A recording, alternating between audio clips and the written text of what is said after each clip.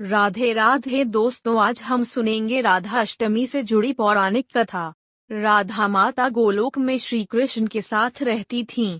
एक दफा कृष्ण भगवान को गोलोक में राधा रानी कहीं नजर नहीं आईं। कुछ देर बाद कन्हैया अपनी सखी विराजा के साथ घूमने चले गए। यह बात जब राधा रानी को मालूम हुई तो उन्हें गुस्सा आया और वो सीधे कन्हैया के पास पहुंची। वहां पहुंचकर उन्होंने श्री कृष्ण को काफी भला बुरा कहा। राधा रानी का यह रवैया भगवान श्री कृष्ण के प्यारे मित्र श्री दामा को बिल्कुल अच्छा नहीं लगा। श्री दामा ने उसी वक्त बिना कुछ सोचे समझे राधा रानी को पृथ्वी पर जन्म लेने का श्राप दे दिया। राधा को इतने गुस्से में देखकर कृष्ण भगवान की सखी विराजा भी नदी के रूप में वहां से चली गईं। राधा ने श्री दामा से श्राप पाने के बाद उन्हें राक्षस कुल में पैदा होने का श्राप दिया। राधा जी द्वारा दिए गए श्राप की वजह से ही श्री दामा का जन्म शंखचूड़ दानव के रूप में हुआ। आगे चलकर वही दानव भगवान विष्णु का परम भक्त बना। दूसरी तरफ राधा रानी ने पृथ्वी पर वृषभानु के घर पुत्री के रूप में जन्म लिया। राधा रानी का जन्म वृषभानु जी के घर तो हुआ, लेकिन उनकी पत्नी देवी कीर्ति के गर्भ से नहीं।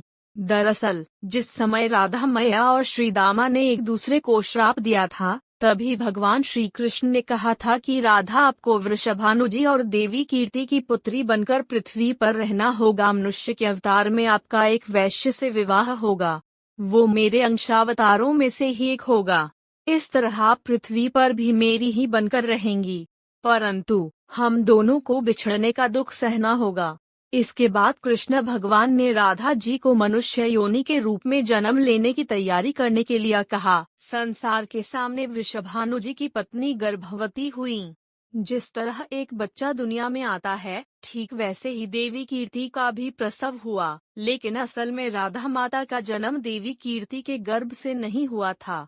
भगवान की माया से उनके गर्भ में वायु भर गई थी। देवी कीर्ति ने उसी वायु को जन्म दिया। इस दौरान उन्हें प्रसव पीड़ा हो रही थी और वहां राधा माता के रूप में एक प्यारी सी कन्या ने जन्म लिया।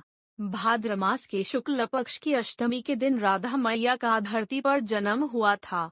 तभी से हर साल इस दिन को राधा अष्टमी के रूप में मनाया जाता है।